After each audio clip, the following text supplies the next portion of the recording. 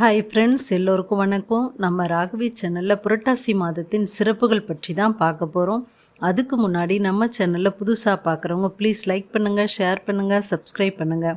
வீடியோவை மிஸ் பண்ணாமல் பாருங்கள். அப்போ தான் எந்த ஒரு சின்ன தகவலையும் மிஸ் பண்ணாமல் தெரிஞ்சிக்க முடியும்.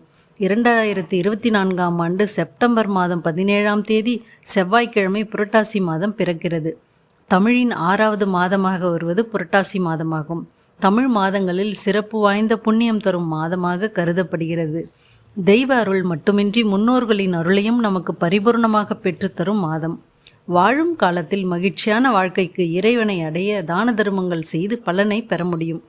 இந்த வருடம் செப்டம்பர் 17ஆம் தேதி பௌர்ணமி அன்று தொடங்கி அக்டோபர் 17ஆம் தேதி பௌர்ணமி அன்று முடிகிறது. ஒரே மாதத்தில் 2 பௌர்ணமி வருவது சிறப்பானதாகும். சூரிய பகவான் கன்னி ராசியில் பிரவேசிக்கக்கூடிய மாதமாகும். கிரகங்களில் புதன் பகவானுக்குரிய ராசி கன்னி ராசி ஆகும். புதன் பகவான் விஷ்ணுவின் சொரூபம், சைவத்திற்குரிய கிரகம். அதனால் அந்த மாதம் அசைவம் உண்பதை தவிர்த்து விடுவார்கள். இறை சக்தி அதிகப்படியாக நிறைந்து இருக்கக்கூடிய பௌர்ணமி அன்று புரட்டாசி மாதம் பிறப்பதால் உமா மகேஸ்வரரையும் சத்தியநாராயணரையும் பூஜிக்க வேண்டிய நாள் அன்று. ஆலயம் சென்று வழிபட்டால் தடைகள் விலகி முன்னேற்றம் ஏற்படும். செல்வ தடை நீங்கும், கடன் தொல்லைகள் தீரும். இந்த புரட்டாசி மாதத்தில் வரக்கூடிய அமாவாசை சிறப்புடையதாகும்.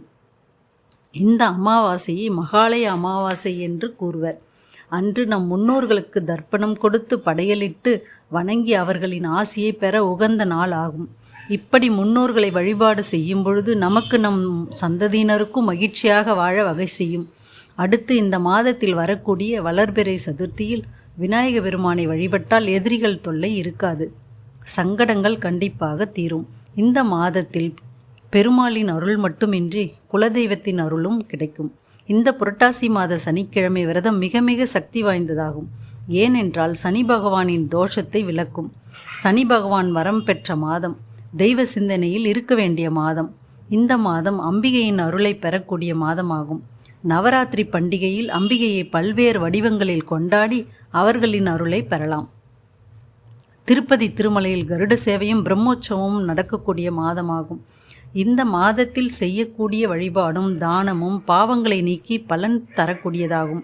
அனைவரும் செய்து பயனடைவோம். நன்றி.